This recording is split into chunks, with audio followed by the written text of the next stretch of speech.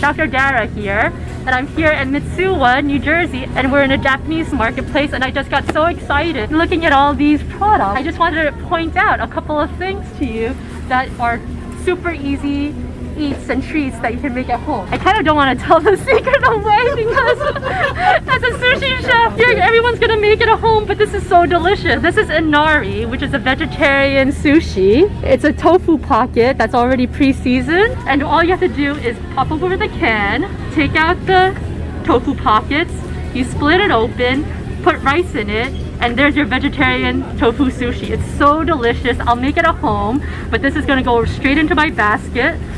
And they sell it for $4 to $8 per piece. It comes in maybe 24 pieces, and you've just upgraded your basket just with that.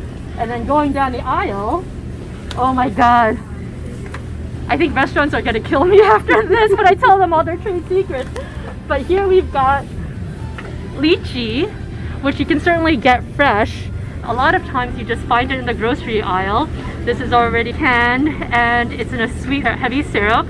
All you have to do is add some vodka and you've got your lychee martinis. It's delicious. I'll show you that. So that's gonna go in my basket and I'll show you this at home.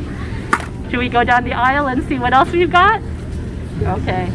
I don't know. We have so many good things to talk about. Water chestnuts are delicious, and wontons and dumplings. Actually, I'm going to do a dumpling party, so maybe I'll just add that to the cart.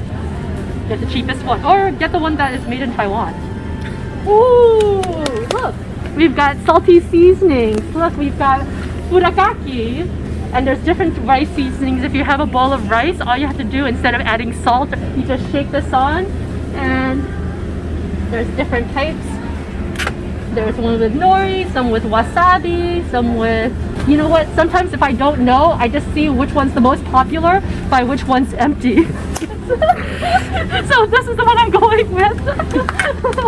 Oh, that's good too. Crunchy garlic, oil. So this is all things that go on rice. So people think that Asian food it doesn't have any taste, it's not salty at all. You're not salting the rice or anything like that. But really what it is a plain bowl of rice. And then you add your seasonings on top of it and you have almost like a tapa style, and that's how you eat a bowl of rice, Asian food, with all the different fixings, and you don't necessarily have to season the rice itself because you add everything to it. So I'll keep on going and see you next time. Bye.